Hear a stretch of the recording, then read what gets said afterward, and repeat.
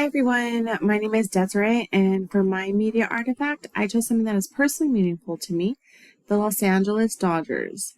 When we think about the Dodgers, the first thing that probably comes to mind is baseball. We think about the stadium, the players, back-to-back champs, rivalries, and maybe even the famous Dodger dog. But for this presentation, I wanted to look at the Dodgers differently. I wanted to not just look at them simply as a baseball team, but as a form of mass media and pop culture, and consider what they tell us about society. For me, the Dodgers are more than just my favorite sports team. Being a Dodgers fan is connected to the culture of LA and Southern California. Going to a game, watching one on TV, seeing people wearing their hats, seeing that infamous LA, a jersey, or even just seeing just people throughout the community creates a sense of familiarity and connection. And I think that's part of what makes sports so interesting from a sociological perspective. Sports can become part of our identity.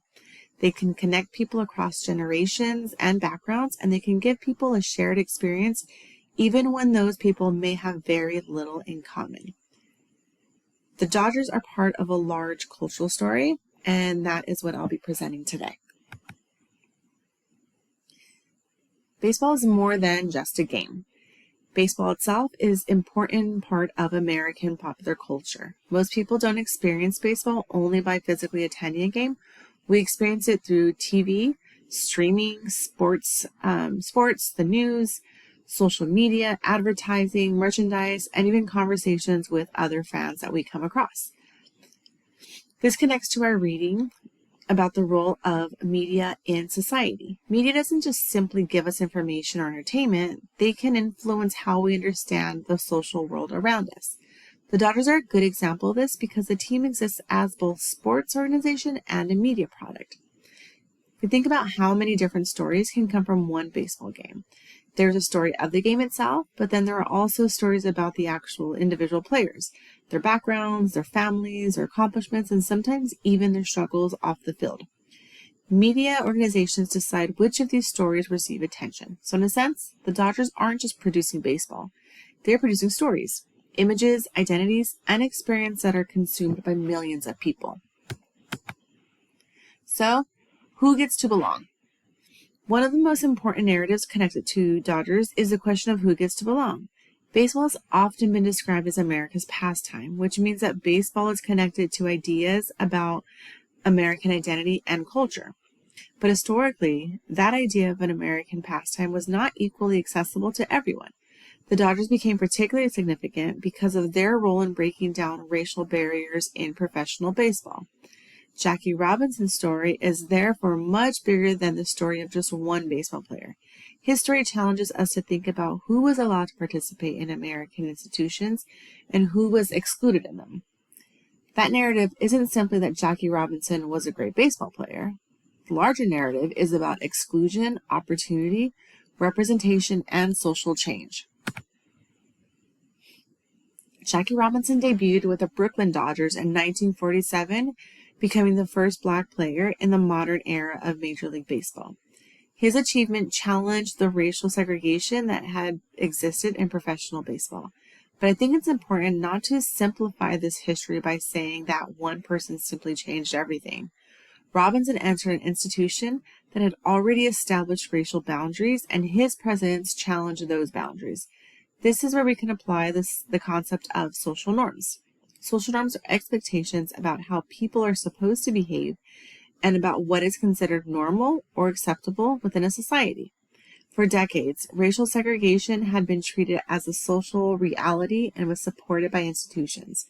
Robinson's presence challenged that reality. His success also challenged stereotypes about Black athletes and demonstrated how representation can disrupt assumptions about who belongs in particular spaces.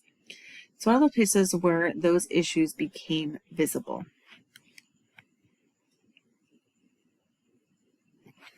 The Dodgers moved from Brooklyn to Los Angeles in 1958, and that move became another important part of the team's cultural identity.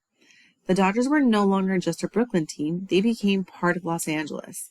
And LA is a particularly interesting place to consider because of its cultural and ethnic diversity. Over time, The Dodgers became deeply connected to the identity of the city. This is an example of how culture can be shaped by a place. A sports team can become a symbol of a city, and the city can also influence the identity of the team. When we think about the Dodgers today, we don't just think about baseball. We think about Los Angeles, the palm trees, the Dodger Stadium, the colors, the crowds, the traditions, and the diversity of the fan base all contribute to the meaning of the team. So the Dodgers became part of the cultural identity of Los Angeles, while also developing an identity that reflected changes taking place within the city. So, who gets to see themselves in baseball? Representation is a major issue when looking at the Dodgers. One of the most important examples is Fernando Valenzuela. Valenzuela became a Dodgers star in the 80s, and developed an enormous following, particularly among Mexican American and Latino fans. His popularity demonstrated that representation can have cultural significance beyond the individual athlete. When people see someone who shares their cultural background and represented positively in a major institution, that representation can contribute to a sense of belonging. This connects directly to media literacy, which asks us to think critically about who was represented, how they represented it, and who may be missing from the picture. The Dodgers have a large Latino fan base, and Latino players have become an important part of the team's history and identity. At the same time, representation should not automatically be considered equal to full inclusion. We still have to ask how people are portrayed and whether representation challenges stereotypes or simply creates new ones. This is why representation matters when we analyze media. It isn't only about seeing someone who looks like you. It's also about understanding what stories are being told about those people. Another important part of media literacy is asking who produces the media and why. The Dodgers don't control every story about the team. Their image is shaped by the organization itself, Major League Baseball, TV networks, sports journalists, advertisers, social media platforms, and even us as fans. Each of these groups has different motivations. The Dodgers want to build a successful brand, attract fans, sell tickets, sell merchandise, and create loyalty. Broadcasters want to attract viewers, advertisers want to reach consumers, journalists want audiences, and fans create and share their own interpretations through social media. This means that the image of the Dodgers is constantly being constructed and reconstructed. These are commercial interests involved, but there are also cultural interests. The Dodgers are selling baseball, but they're also selling an experience, a sense of community, and an identity. This brings me to one of the most interesting parts of this analysis. The Dodgers can reinforce social norms while also challenging them. On one hand, sports can reinforce traditional ideas of masculinity, competition, winning, celebrity, and consumer culture.